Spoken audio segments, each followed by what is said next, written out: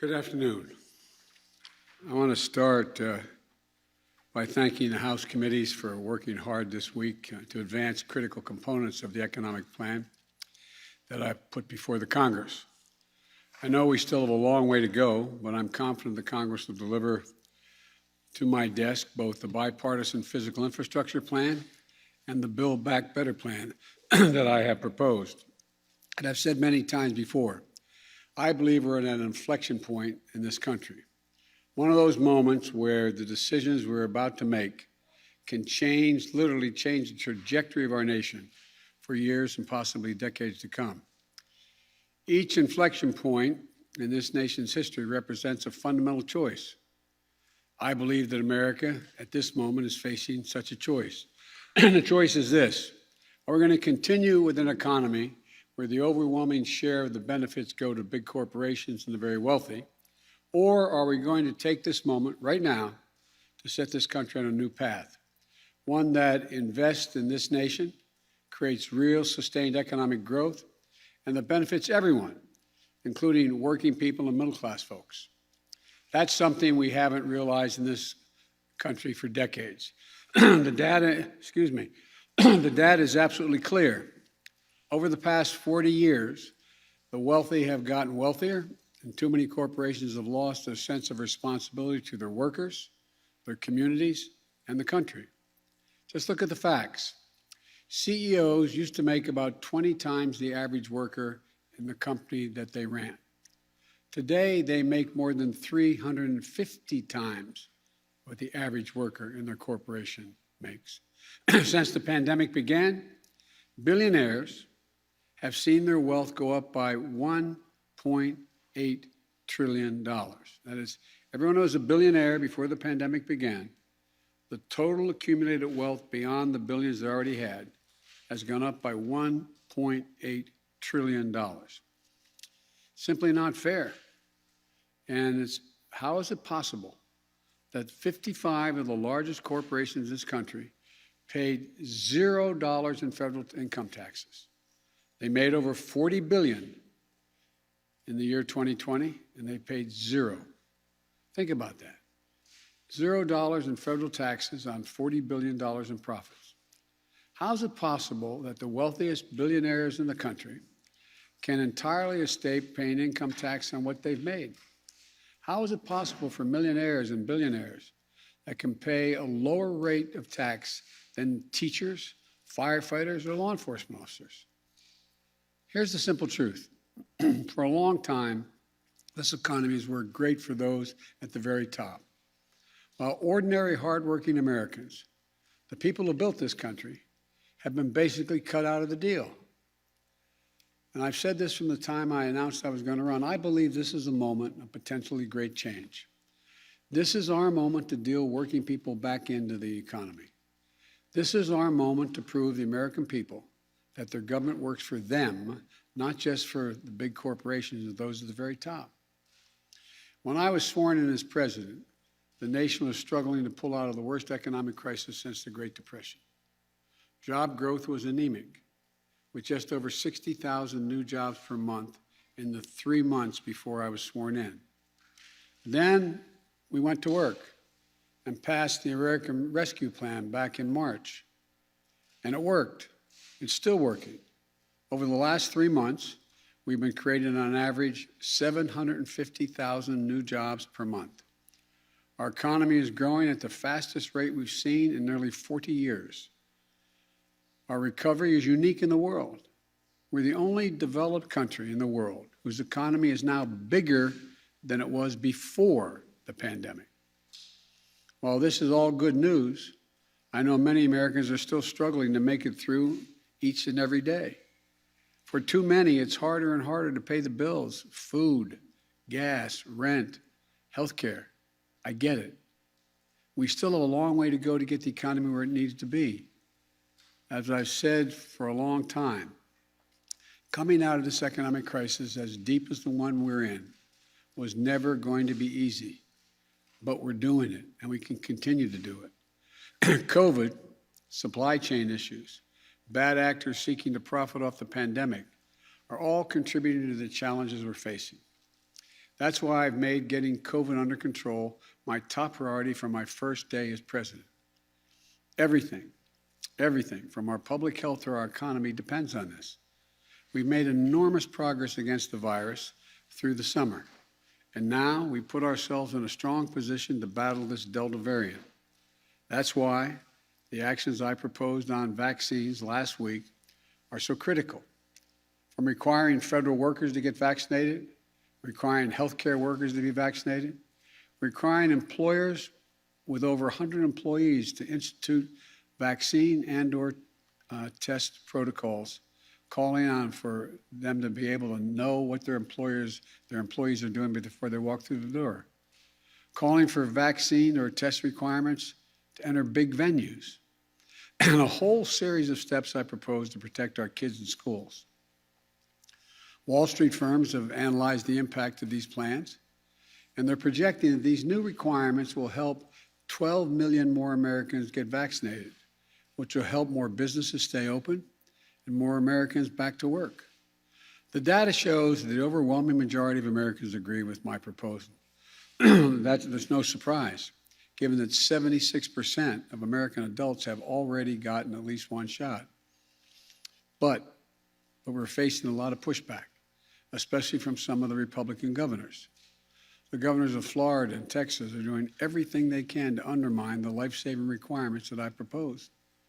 And some of the same governors attacking me are in states with the strictest vaccine mandates for children attending school in the entire country. For example, in Mississippi, children are required to be vaccinated against measles, mumps, rubella, chickenpox, hepatitis B, polio, tetanus, and more. These are state requirements. But in the midst of a pandemic that has already taken over 660,000 lives, I propose a requirement for COVID vaccines, and the governor of that state calls it, quote, a tyrannical type move? A tyrannical type move? This is the worst kind of politics, because it's putting the lives of citizens of their states, especially children, at risk, and I refuse to give in to it. These policies are what the science tells us we need to do. They're going to save lives. They'll protect our economic recovery as well and allow the economy to continue to grow. We're also going after the bad actors and pandemic profiteers in our economy. There's lots of evidence that gas prices should be going down, but they haven't. We're taking a close look at that. Taxpayers in this country also have paid for extraordinary effort to keep our country going over the past year or so. Unlike the last administration, which resisted oversight and allowed taxpayers to be victimized by fraud, we're working hard to protect vulnerable Americans from having their identity stolen. As a consequence, their unemployment checks stolen as well. And we're going to offer organized criminals, we're going to go after organized criminals that defraud America or misuse COVID funds. Look, we're also taking a closer look at places in our economy where fewer and fewer corporate giants are controlling more and more of the marketplace in the areas they work. Just look at agriculture and the food industry. A very small number of giant corporations now dominate the market, which gives them the ability to drive up prices because they face so little competition. As we work to build healthier competition in our economy and crack down on bad actors, the American Rescue Plan, which we passed in March, is still working to give hardworking Americans, hardworking people, some relief. One of the best examples of that relief is the expansion of the child tax credit, which in effect is essentially a historic tax cut for families with children. Just yesterday, 39 million working moms and dads got their direct payment. That money is going to help cover groceries, the mortgage, new pairs of shoes, all the things that kids need. It's a tax cut for working families. So, we're working to provide as much relief as we can right now to American families, but here's the truth. Yes, the pandemic has caused a lot of economic problems in the country, but the fact is our economy faced challenges long before this pandemic struck. Working people were struggling to make it long before the pandemic arrived. Big corporations and the very wealthy were doing very well before the pandemic. That's why I've said, starting back in my campaign for president, that it's not enough to just build back. We have to build back better than before. And that's how it all begins. Big corporations and the super wealthy have to start paying their fair share of taxes. It's long overdue. I'm not out to punish anyone. I'm a capitalist.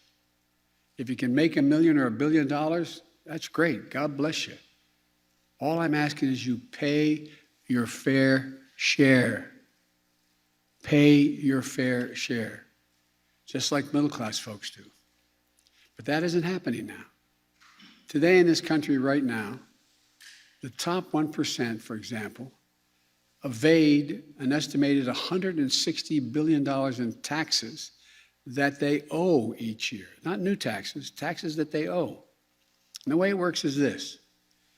If you're a typical American, like I suspect most of the press people sitting in front of me here, you pay your taxes. Why? Because you get a W-2 form. It comes in the mail every year. The IRS gets that information as well. Your taxes get deducted from your paycheck, and you pay what is owed beyond that. That's why 99% of working people pay the taxes they owe. But that's not how it works for people with tens of millions of dollars. They play by a different set of rules, and they're often not employees themselves. So the IRS can't see what they make and can't tell if they're cheating. That's how many of the top 1% get away with paying virtually nothing. It's estimated by serious economists that that number is about $160 billion collectively owed each year that doesn't get paid. It's not an even playing field. My plan would help solve that. For example, it would give the IRS the resources it needs to keep up with the lawyers and accountants and the super wealthy.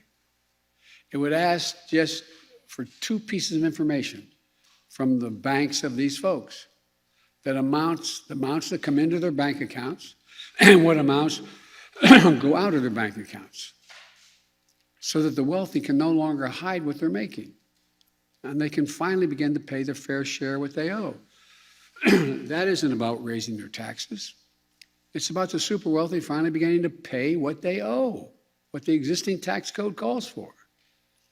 Just like hardworking Americans do all over this country every tax day. Look, and like I said just a few minutes ago, 55 most profitable corporations in America paid 0 in federal income taxes on what amounted to $40 billion in profit. Not a penny. That's not right. My economic plan will change that. Not punish anybody, just make them pay their fair share. But my Republican friends in Congress don't want to change the law. So what are they doing? They're attacking me and my plan, which is fine. But if you're going to have a debate, let's have an honest debate. My Republican friends are attacking my plan, saying it's big spending. Let me remind you, these are the same folks who just 4 years ago passed the Trump tax cut, totaling almost $2 trillion in tax cuts. A giant giveaway to the largest corporations in the top 1%.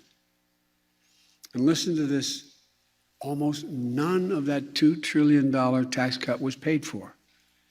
It just ballooned the federal deficit.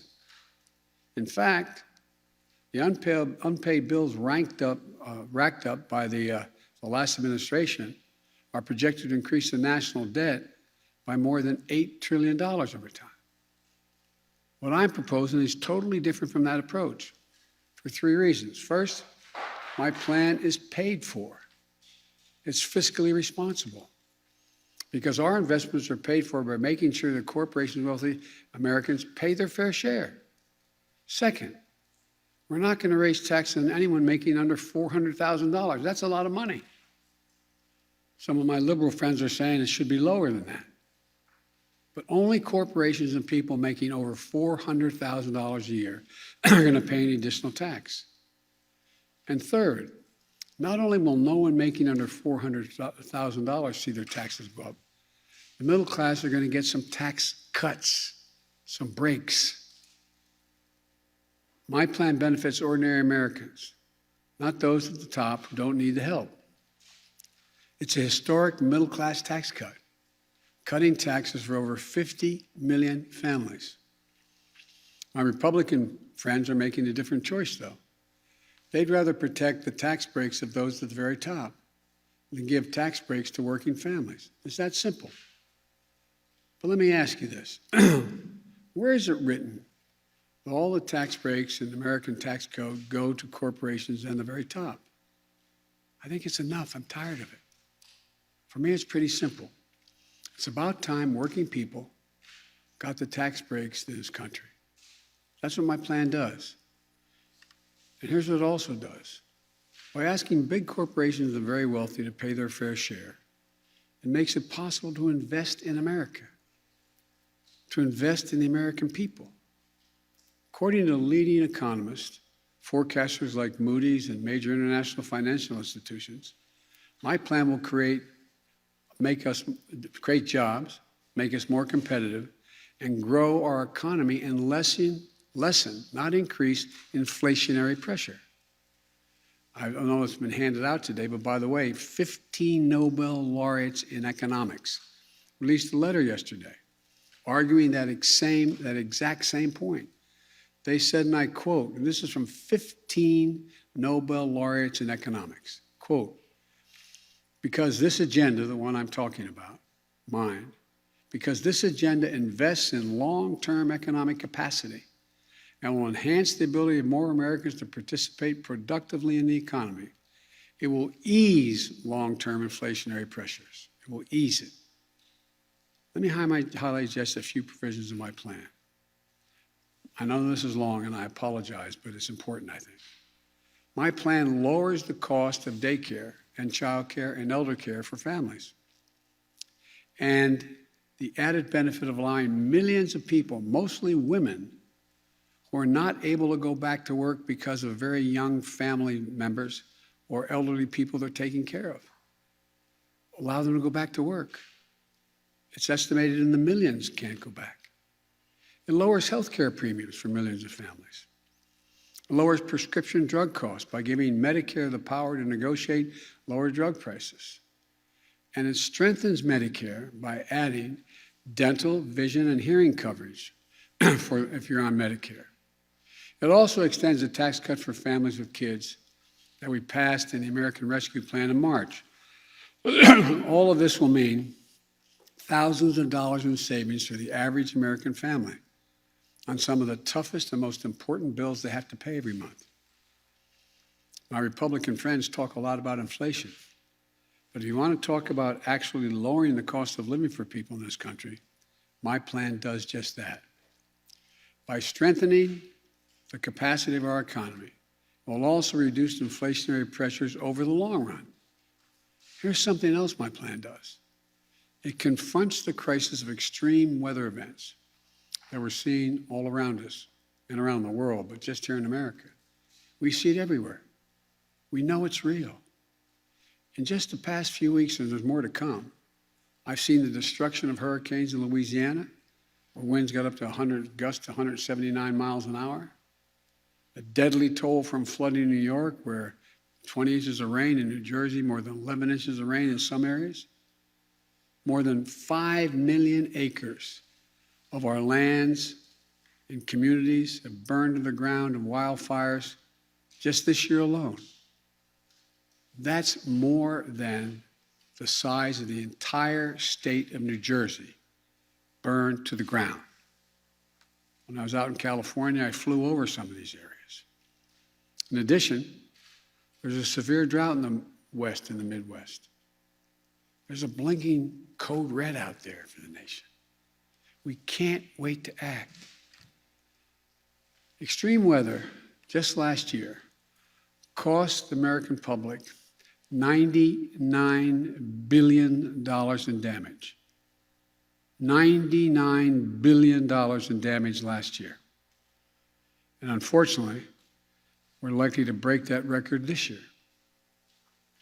And the evidence is overwhelming that every dollar we invest in resilience saves $6 down the road when the next fire doesn't spread as widely or the power station holds up against a storm. We need to rebuild with resilience in mind. So roads are built higher, levees are built made more stronger, transmission lines are better protected, and so much more. You know, I hope we're past debating climate change in this country. Now we have to act, and we have to act fast. And my plan does that. Let me end with this. This pandemic has been god-awful for so many reasons. The lost lives, as I said, over 660,000. The jobs, the businesses lost, the lost time in school for our kids. But it does present us with an opportunity. We can build an economy that gives working people a fair shot this time. We can restore some sanity and fairness to our tax code. We can make the investments that we know are long overdue in this nation. That's exactly what my bipartisan infrastructure plan does. I should say our bipartisan infrastructure plan does. Investments in roads, bridges, highways, clean water in every home and every school, universal broadband, quality, affordable places for families to live. And we can invest in our people, giving our families a little help with their toughest expenses, like daycare, childcare, elder care, prescription drugs, health care, preparing our young people to compete against any country in the world with preschool and community college. We can confront this crisis of extreme weather and climate change and not only protect our communities, but create new opportunities, new industries, and new jobs. In short, this is an opportunity to be the nation we know we can be. A nation where all of us, not just those at the top, are getting to share the benefits of a growing economy in the years ahead. Let's not squander this moment trying to preserve an economy that hasn't worked too well for Americans for a long time. Let's not look backward, just trying to rebuild what we had. Let's look forward together as one America, not to build back, but to build back better. Thank you all very much. God bless you all. May God protect our troops. Thank you.